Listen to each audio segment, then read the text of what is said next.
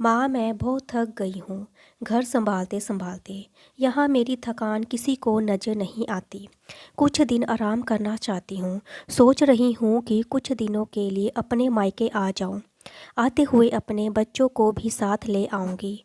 वह वहीं से स्कूल चले जाएंगे। आखिर एक ही शहर में ससुराल और मायका होने का कुछ तो फ़ायदा मिले। निमरता ने फ़ोन कर अपनी माँ से कहा। पार्वती जी ने दूसरी तरफ कहा, हाँ बेटा, जब तेरी इच्छा हो आ जाना, आखिर ये तेरा भी तो घर है। ठीक है माँ, तो मैं कल आ जाऊंगी। पार्वती खुश होकर बोली, हाँ बेटा, कल आ जाना, मैं तुम्हारा इंतज़ार करूंगी। अभी मैं फ़ोन रखती हूँ और मुझे मंदिर भी जाना है।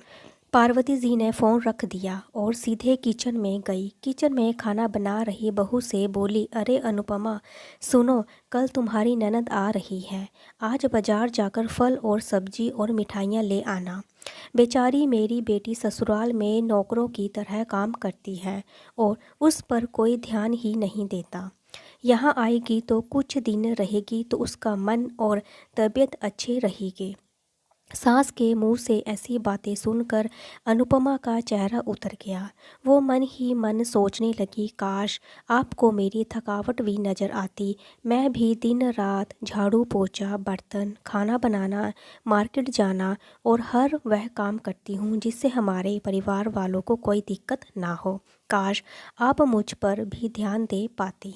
आपकी बेटी तो जब मन में आता है तब यहाँ आ जाती है, लेकिन मैं साल में एक बार ही अपनी माँ के पास जाती हूँ, तब भी आपको प्रॉब्लम होती है। मैं भी इंसान हूँ, मेरा भी दिल है। मुझे भी लगता है कि अपने माँ के पास जाकर थोड़ा आराम करूँ, सुख दुख की दो चार बातें करूँ, अपना मन हल्का करूँ। भगवान, अब तू ही कुछ कर ताकि मेरी सास की आंखें खुले और उसे मेरी थकावट भी नज़र आए।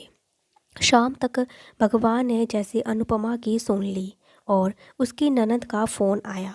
ननद ने अपनी माँ से कहा कि उसकी सास ने उसे मायके आने के लिए मना कर दिया है, इसलिए इस बार वो नहीं आ सकती। पार्वती जी बोली, ऐसे कैसे मना कर दिया? पहले तो कभी भी वो तुम्हें आने के लिए नहीं रोकती थी। इस बार भला क्या हो गया? लाओ मेरी बात कराओ, उनसे मैं समझाती हूँ। नम्रता ने फ़ोन अपनी सास के पास दिया और पार्वती जी ने कहा, नमस्कार समधन जी, आपसे कुछ कहना था। समधन जी ने कहा, कहिए। दरअसल नम्रता कल त्योहार है, इसलिए अपने मायके आना चाहती है। अगर आप उसे भेज दें तो अच्छा रहेगा।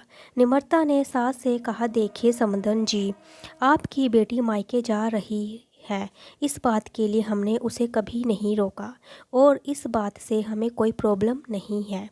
कुछ दिनों पहले मैं अपने रिश्तेदार के शादी में गई थी।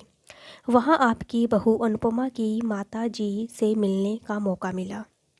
उनसे गपशप करने के दौरान उनकी बातों से पता चलता है कि अनुपमा को साल में एक ही बार अपने मायके जाने को मिलता है और वो भी कुछ बहुत कम समय के लिए।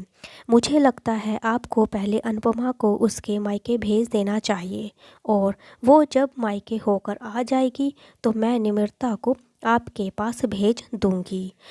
एक बहुत ज़रूरी बात जो मुझे लगता है कि आपको समझ लेनी चाहिए कि आपको अपनी बहू को भी बेटी की तरह या बेटी से भी ज़्यादा प्यार देना चाहिए। उसे भी मायके जाने की इच्छा होती होगी। हो सकता है निम्रता के वहाँ आने से उसकी आवभगत करने के लिए आप उसे मायके नहीं भेजना चाहती, या फिर वो आपसे कुछ कहने से अभी डरती हो।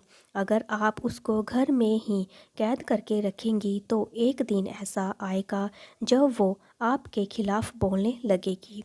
फिर वो आपकी सुनेगी भी नहीं और जब चाहे वो तब मायके जाएगी। ऐसी परिस्थिति आए, इससे अच्छा है कि आप ही कुछ बदलाव अमल में ले आएं, जिससे आपका रिश्ता और रिश्ते की मिठास खराब ना हो। पार्वती को अपने समधन के हर एक शब्द में सच्चाई नज़र आई। उसे महसूस हुआ कि उन्होंने अपनी बेटी के प्यार में अंधे होकर कभी भी अपनी बहू के मन का विचार नहीं किया। उन्होंने हमेशा ही अपनी बेटी को अपने बहू से ऊपर रखा। दूसरी तरफ निम्रता भी अपनी भाभी के बारे में हो रही इस बातचीत को सुन रही थी।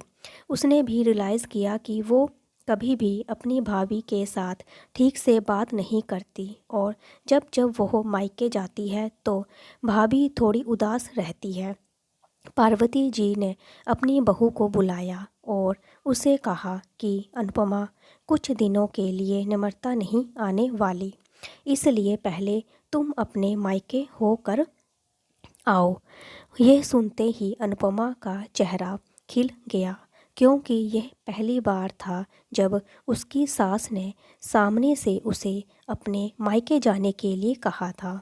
अगले दिन अनुपमा अपने मायके गई और इस बार 1-2 दिन नहीं, पूरे 1 हफ्ते भर रहकर आई। अपने माँ बाप से, अपने रिश्तेदारों से मिलकर आई और जब वो लौट कर आई तो उसका चेहरा खिल उठा और उसकी आंखों में चमक थी।